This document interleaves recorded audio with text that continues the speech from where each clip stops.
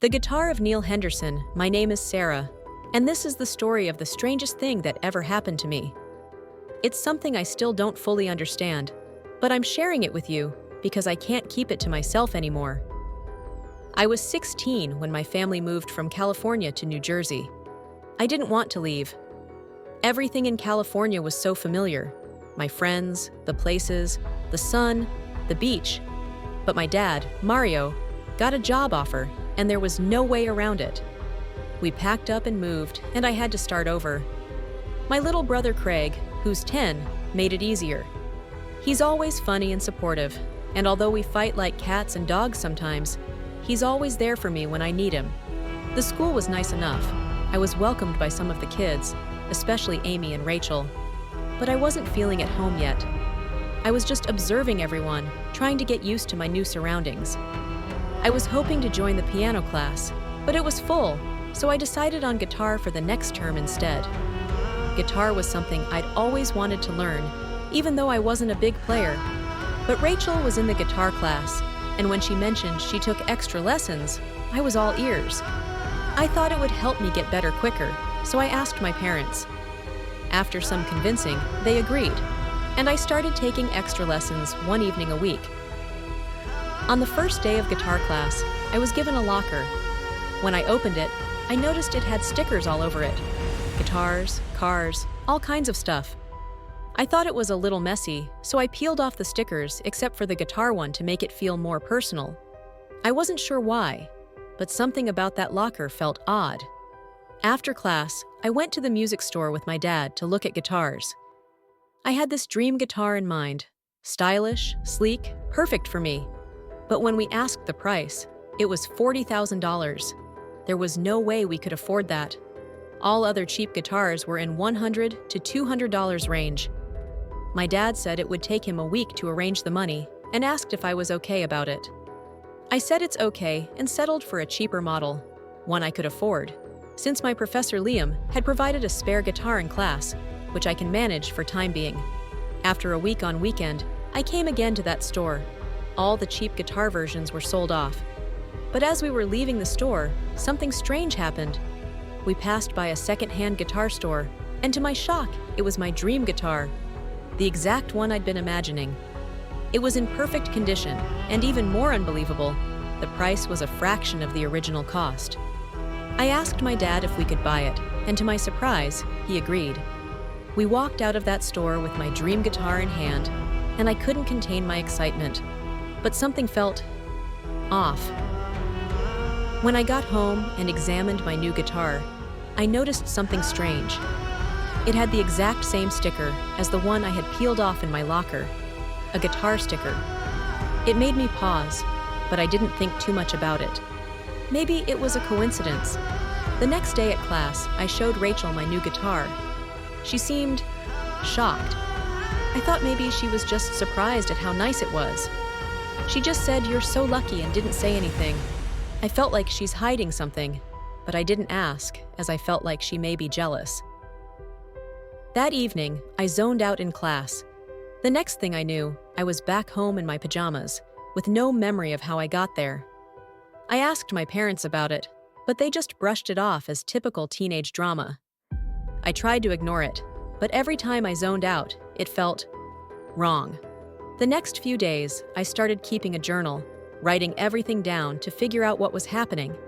And to my horror, I realized that the only times I zoned out were during my guitar classes. Every time I held that guitar, something strange happened.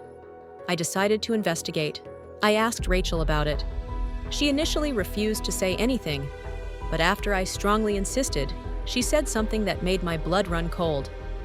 She told me that guitar had once belonged to a boy who used to attend the class at the same time as me. His name was Neil Henderson, and he had died in a bike accident on his way to class just 2 weeks ago. I joined in his place since the guitar class was always full. She said she didn't want to spoil my happiness, so she kept quiet, and she was sorry. I froze. I couldn't believe it. I had just bought his guitar. I couldn't stop thinking about it. I realized that the locker also belonged to him previously. I went to Professor Liam to ask for more details, and he confirmed the story. Professor Liam said Neil had been an excellent student and he was supposed to go far in music, but his life had been cut short. I felt terrible for him. That's when I decided I had to do something. I couldn't just ignore this. Neil's spirit seemed to be connected to that guitar, and I didn't know what he wanted, but I had to find out. So, I did something I never thought I'd do. I found out that his cousin, Mark, was in my class, and when I told him everything, he didn't call me crazy. I asked if Neil wanted anything or wished anything. He said Neil joined guitar class on the same time as Rachel due to his feelings for her. He had been liking her for over 2 years. All the efforts Neil had put on his guitar is for Rachel. Neil became an exceptional guitarist. After hearing this, my heart sank. We went to Neil's house together to offer condolences, and while we were there, I told his parents I was Neil's friend. They let us into his room. I couldn't shake the feeling that Neil wanted something to be done. I know I need to do something, but didn't know what. I entered his room. It was as if Neil was there. I saw his picture, and I didn't know I suddenly had an urge to open his cupboard and secret drawer in it. It was password protected. I just typed the code and opened it. Mark was calling my name. No, Sarah, don't open it. What are you doing? I found the handcrafted guitar and a letter to Rachel. I immediately realized this is what I must do. Mark supported me. We left Neil's house and went straight to guitar class. Neil had never given it to her, and now it was my responsibility to make sure she got it. I placed the letter and guitar in Rachel's locker, unsure of how she'd react. I didn't have courage to say that I kept there. I don't know how she will take it if I say the things happened to me, so I just left it anonymous. But when she read it, she cried. She cried so much that I couldn't stop myself. So I went near her and asked what happened. She said this is Neil's letter, and I always loved him. I was really surprised to hear that and felt extremely sad for her. I too had tears in my eyes, and my heart felt very pressing. I understood then that the two of them had shared something special, even if it had never been realized. I couldn't help but feel the sadness of it all.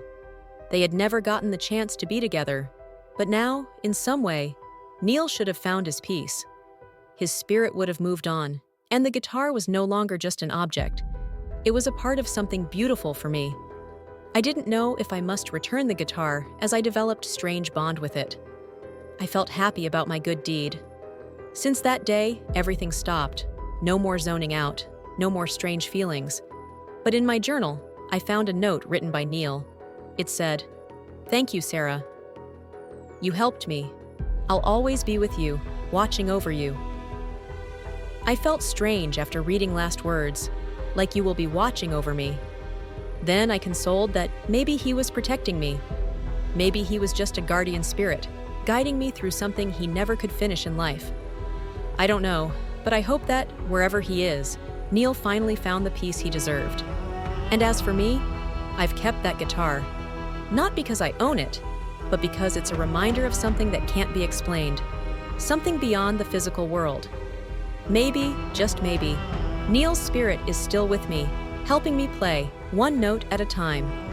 It's been months now since that day I handed the letter to Rachel, and life, in many ways, has returned to normal. But there's still something about that guitar that I can't shake off. It sits in the corner of my room, its sleek design gleaming in the dim light. And sometimes, when I play it late at night, it feels like someone is listening. Not just in the way you'd imagine a music lover listening to a song, but something deeper. Something that knows the chords before I play them. A few nights ago, I was sitting on the floor, practicing a new song, when something unusual happened. I swear, I heard a soft, melodic hum. The guitar wasn't plugged into anything. It was just me, alone, in my room. But the air grew heavy, like someone was standing just behind me. I froze, my fingers still against the strings. The hum grew louder, and then I felt it, a gentle pressure against my shoulder, like a hand resting there. I slowly turned, half expecting to see someone standing in the doorway, but there was no one. And yet, as I looked back down at the guitar, I noticed something strange. A fresh sticker had appeared on it.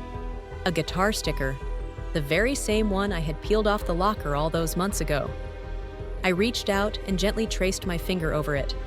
In that moment, I realized Neil wasn't done with me yet, and as I whispered, "Thank you," into the quiet room, I could almost hear a soft reply, carried on the strings. "Keep playing, Sarah." And just like that, the hum faded away, leaving only the faintest trace of something unexplainable. I don't know what comes next. But one thing is certain, Neil's story isn't finished. And neither is mine. What do you think I should do? Do I need help? Tell me in comments. Thanks. Follow Mr. Terrifying Nightmare Channel for more